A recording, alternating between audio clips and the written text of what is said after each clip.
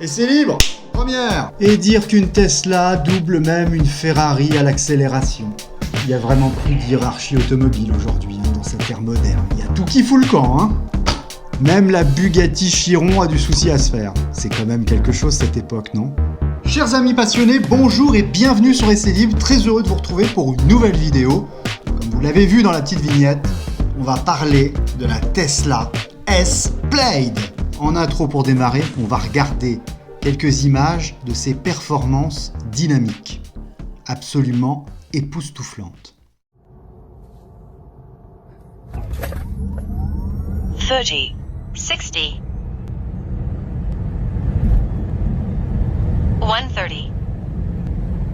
quarter mile,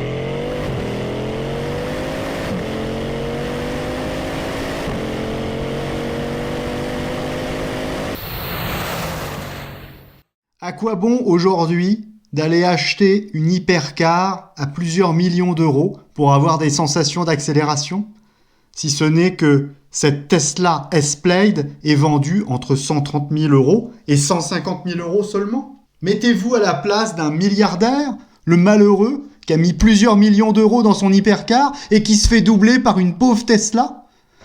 C'est quand même un comble, non? La hiérarchie automobile est complètement bouleversée. C'est pas parce qu'on a une hypercar qu'on aura la voiture la plus puissante.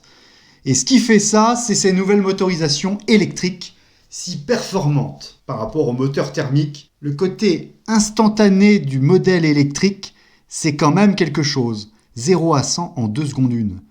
Et d'ailleurs, il faut être plutôt en forme pour encaisser ces jets, parce qu'on peut parler de ça, c'est vraiment des jets comme un pilote de chasse. Potentiellement, la vitesse de pointe de cette Tesla S-Plaid pourrait atteindre les 320 km/h. Elle a été bridée à 260 km/h, ce qui est déjà amplement suffisant sur autoroute. Et d'ailleurs, je me pose la question, si on roulait à 260 km/h, combien de temps et combien de kilomètres on pourrait faire avec la batterie, hein? Ça serait intéressant, parce que c'est quand même une Tesla à plus de 1000 chevaux. Moi, ce qui me pose question, c'est que dans une familiale, eh bien, on ait une accélération d'arme de guerre. Moi, ça me pose vraiment question et je me dis à quoi bon avoir fait ça. C'est même, je dirais, dangereux de laisser autant de puissance à l'accélération dans une voiture familiale. Et même les gens aguerris qui ont l'habitude ont été interloqués par l'accélération de cette voiture. Moi-même, je ne l'ai pas essayé, mais je vois bien ce que ça fait un 0 à 100 en 3 secondes. Alors, quand on me dit un 0 à 100 en 2 secondes 1, je veux bien imaginer ce qu'on supporte et ce qu'on subit physiquement, puisque ça se passe au niveau de vos organes. Les organes, comme vous supportez des jets, ils sont remués et secoués. Et moi, quand je sors de supercar, eh bien, je sens bien que c'est au niveau des entrailles que ça a bossé. Alors, le 0 à 100 en 2 secondes 1, pour la santé, je ne sais pas si c'est très bon. La voiture, elle encaisse de telles accélérations, c'est certainement en numéro 1 les pneumatiques qui prennent, mais enfin, tout le reste prend aussi. C'est quand même très très exigeant de pouvoir supporter une telle accélération. Je veux avoir aussi une pensée pour un confrère YouTuber qui est décédé cet été en conduisant la Tesla S-Plaid. Surpris certainement par sa puissance, Jean-Baptiste a fini sa course dans un arbre, malheureusement. Et Jean-Baptiste, c'était pourtant quelqu'un qui avait l'habitude de conduire des voitures puissantes. Et c'est là que, pour moi, la question intervient sur la dangerosité de laisser de telles puissances dans une voiture familiale. Vraiment. On est toujours à la quête de plus. En tant qu'être humain, on veut toujours plus. Plus que plus. Le 0 à 100, quand on le fera en 1 seconde, ça fera quoi finalement ? On n'arrivera plus à maîtriser la voiture. Il faudra que la voiture vole, parce que là, ça sera plus possible en liaison avec la terre, ferme. Il faudra que la voiture vole, forcément, pour faire un 0 à 100 en 1 seconde, voire moins. Et du coup, on voit une clientèle de milliardaires se pointer chez Tesla pour essayer la voiture et potentiellement l'acheter, puisque on retrouve des sensations d'hypercar avec une Tesla.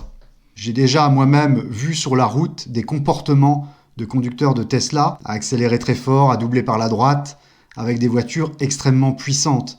Mais malgré toute la puissance dont on peut se sentir dans cette voiture, eh bien, on reste que des êtres humains fragiles et la voiture reste aussi également fragile en cas de choc.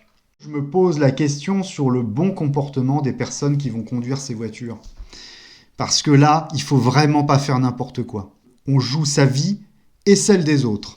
J'aime personnellement la vitesse et la puissance, mais là, je me dis que potentiellement, c'est un petit peu too much et qu'on devrait peut-être limiter les capacités d'accélération des véhicules électriques. Ça peut peut-être sauver des vies que de faire ça. Mais dites-moi dans les commentaires, vous, ce que vous en pensez. Cette vidéo, c'est l'endroit de l'échange sur cette question. Est-ce que la Tesla S-Plaid n'est pas trop puissante à l'accélération ? Donnez-moi votre avis à vous dans les commentaires. Ça m'intéresse de discuter avec vous et de débattre sur cette question. Donc n'hésitez pas à laisser vos commentaires. Sur ce, essai libre, une vidéo tous les dimanches matin avec son petit bol de café sur la passion automobile, qu'elle soit récente ou ancienne. Vous venez me retrouver avec votre voiture de passionné et on vient la présenter à la communauté.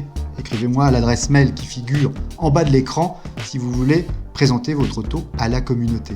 Et si vous avez aimé cette vidéo avec la question que je soulève, eh bien n'hésitez pas à laisser un pouce dans ce sens-là pour donner de la force à Essai Libre. Je vous dis à très bientôt pour une nouvelle vidéo. En attendant, portez-vous bien et surtout, vivons notre passion. C'est bien le plus important. Ciao !